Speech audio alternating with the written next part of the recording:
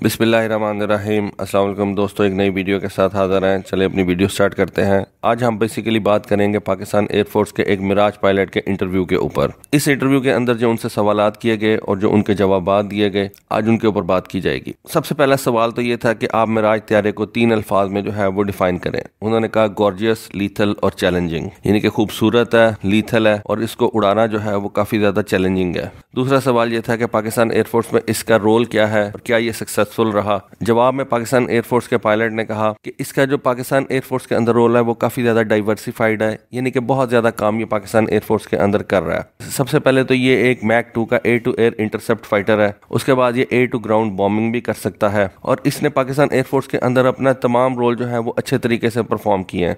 उसके बाद पाकिस्तान एयरफोर्स के पायलट ने बताया कि जिस तरह से 27 फरवरी को पाकिस्तान ने ऑपरेशन स्विफ्ट रिटॉर्ट के अंदर इस मिराज त्यारे को इस्तेमाल किया और इस मिराज त्यारे ने अपना H-4 स्टैंड ऑफ वेपन जो है उसको इस्तेमाल किया, सक्सेसफुली इस्तेमाल किया। तो इससे आप कह सकते हैं कि 50 साल के बाद भी ये पाकिस्तान एयरफोर्स का त्यारा जो है वो एक अच्छे तरीके से काम कर रहा है। उसके बाद उनसे पूछा गया कि इस त्यारे की जो बेस्ट थिंग है उसके बारे में आप क्या कहना चाहेंगे। इसके जवाब में उन्होंने कहा कि इसका जो लो एल्टीट्यूड के ऊपर फ्लाई करना है वो इसकी सबसे बेस्ट चीज़ है। गर्मियों में लो लेवल के ऊपर फ्लाई करना जो है वो काफ़ी ज़्यादा एक मुश्किल काम है, क्योंकि गर्मियों के अंदर ग्राउंड बेस्ड थर्मल करंट्स जो है वो लो लेवल के ऊपर फ्लाइंग को जो है वो काफ़ी ज़्यादा मुश्किल बना देती हैं। लेकिन ये जहाज़ जो है ये गर्मियों के अंदर भी लो लेवल फ्लाइंग जो है वो बड़े अच्छे तरीके से करता है। उसके अलावा उन्होंने कहा कि इसकी जो एयर फ्रेम की लाइफ है आप उसको कह सकते हैं कि वो अनलिमिटेड है। अगर इसकी अच्छे तरीके से मेंटेनेंस की जाए तो इसकी जो एयर फ्रेम की लाइफ है वो अनलिमिटेड है। आप इसको अच्छे तरीके से अगर उड़ाएं तो आप इसको काफ़ी ज़्यादा अरसे तक जो है वो अपने अंदर सर्विस में रख सकते हैं। जैसा कि पाकिस्तान एयरफोर्स के पास इन जहाज़ों को अब तकरीबन 50 साल से ऊपर वक्त गुजर चुका है।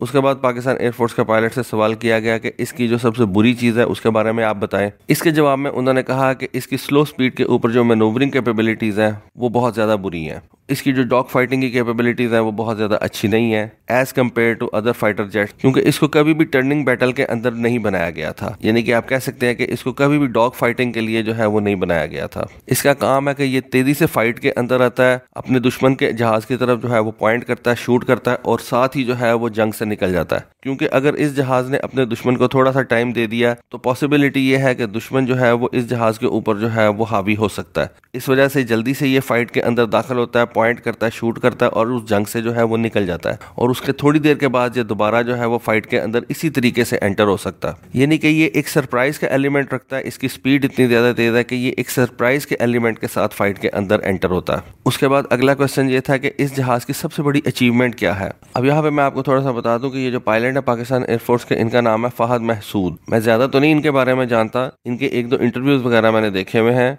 लेकिन अगर आप इनकी ये वाली तस्वीर देखें और इनका खास तौर पर ये वाला पैच देखें तो इससे आपको पता लगेगा कि इन्होंने काफ़ी अरसे तक जो है ये मिराज त्यारे जो है उनको फ्लाई किया है। 500 आवर्स वाला पैच इनके शोल्डर पे लगा हुआ है और इसके बाद इन्होंने इस मिराज त्यारे को कितनी देर जो है वो फ्लाई किया इसका तो मुझे इल्म नहीं है, लेकिन एक बात ज़रूर है कि इन्होंने मिराज त्यारे को काफ़ी देर तक जो है वो फ्लाई किया। इस वजह से ये मिराज त्यारे के इन्स एंड आउट्स के बारे में जो है वो काफ़ी अच्छे तरीके से जानते हैं। उसके बाद फहद महसूद साहब से पूछा गया कि इस जहाज़ की अब सबसे बड़ी अचीवमेंट बताएं। उन्होंने कहा कि मिराज त्यारे की सबसे बड़ी अचीवमेंट तो ये है कि इसने 50 साल जो है वो पाकिस्तान एयरफोर्स के साथ काम किया। अगर आप अच्छे तरीके से इंजीनियरिंग और टेक्नीशियंस इसके ऊपर काम करें तो आप इसको काफ़ी ज़्यादा देर तक जो है वो अलाइव रख सकते हैं और ये आपके बहुत ज़्यादा काम आ सकता है। और 50 साल से ये पाकिस्तान एयरफोर्स की ये एक बैकबोन के तौर पे जो है वो काम कर रहा है। इस जहाज़ को पाकिस्तान एयरफोर्स ने स्ट्रेटेजिक और टेक्टिकल दोनों किस्म के ऑपरेशन जो है वो असाइन किए हुए थे और ये दोनों काम जो है वो अच्छे तरीके से कर सकता है। क्योंकि जैसा कि आपको पता है और ये बात मैं अपनी तरफ से आपको बता रहा हूँ कि पाकिस्तान एयरफोर्स के जो रॉद ALCMs हैं, यानी कि एयर लॉन्च क्रूज मिसाइल्स हैं, उनके ऊपर आप न्यूक्लियर और कन्वेंशनल दोनों किस्म के वॉरहेड्स जो है वो लगा सकते हैं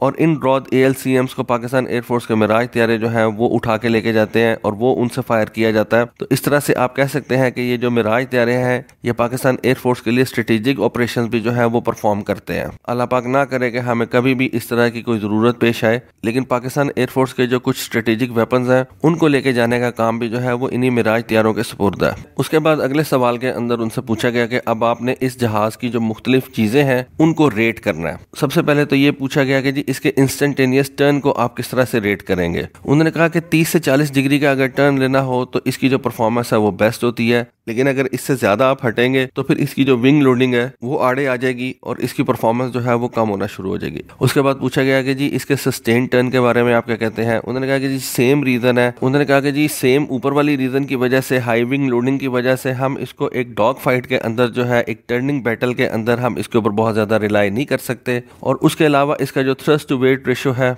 वो भी रिलेटिवली लो है, तो जिसकी वजह से आप कह सकते हैं कि हम इसको किसी भी टर्निंग बैटल के अंदर नहीं लेके जाना पसंद करते। क्लाइंब रेट के बारे में पूछा गया। उन्होंने कहा जी इसका जो क्लाइंब रेट है वो डिपेंड करता है कि आप किस कॉन्फ़िगरेशन में जहाज को उड़ा रहे हैं। अगर तो एयर टू एयर कॉन्फ़िगरेशन है तो फिर इसका जो क्लाइंब रेट है वो डिसेंट है, लेकिन आजकल के जो नए फाइटर जेट्स हैं ये उनको मैच नहीं करता। उसके बाद उनसे पूछा गया कि जी लो लेवल फ्लाइंग के ऊपर इसकी परफॉर्मेंस किस तरह की है, तो उन्होंने कहा कि यहाँ पे आके ये जो है ये एक बीस्ट होता है। लो लेवल फ्लाइंग के ऊपर कोई जहाज जो है वो इसका मुकाबला नहीं कर सकता।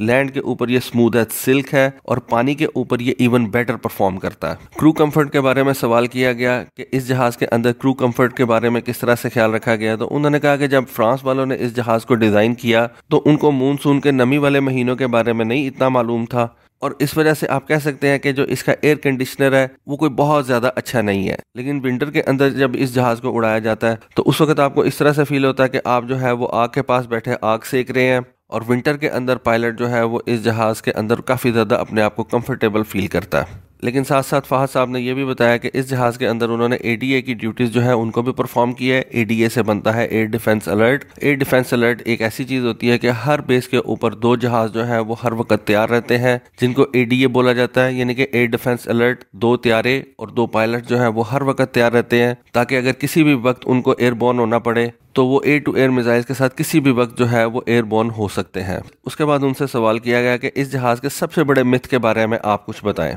तो इसके जवाब में फहद साहब का कहना यह था कि जब 1973 की अरब इजराइल वॉर हुई थी और मिराज तैयारों को इजराइल की एयरफोर्स इस्तेमाल करी थी, और उस वक्त पाकिस्तान एयरफोर्स के एक पायलट थे जिनका नाम था सत्तार अलवी साहब। सत्तार अलवी साहब जो थे उस वक्त फ्लाइट लेफ्टिनेंट थे, लेकिन बाद में जो है वो पाकिस्तान एयरफोर्स से एयर कॉमोडोर के तौर पर जो है वो रिटायर हुए, और उन्होंने अपने एक मिग 21 के अंदर इस मिराज तैयारे को जो है वो गिराया था। उसकी भी एक कहानी है, बड़ी ज़बरदस्त कहानी है। तो उस वक्त उन्होंने कहा कि ये जो बात थी ये प्रूव हो गई थी, but the man behind the gun matters more, जिसका मतलब आप ये कर सकते हैं कि एक अच्छा जहाज जो है वो मैटर तो करता है। आपके पास अगर अच्छा जहाज है तो वो अच्छी चीज़ है, लेकिन असल चीज़ जो है वो मैन बिहाइंड द गन है। तो उस वक्त सत्तार अलवी साहब ने एक मिग 21 के अंदर एक मिराज तैयारा जो कि उससे ज़्यादा सुपीरियर था उसको शॉट डाउन किया था, और इसराइली एयरफोर्स के उस पायलट का जो जी सूट है वो आज भी पाकिस्तान एयरफोर्स के म्यूजियम के अंदर रखा हुआ है।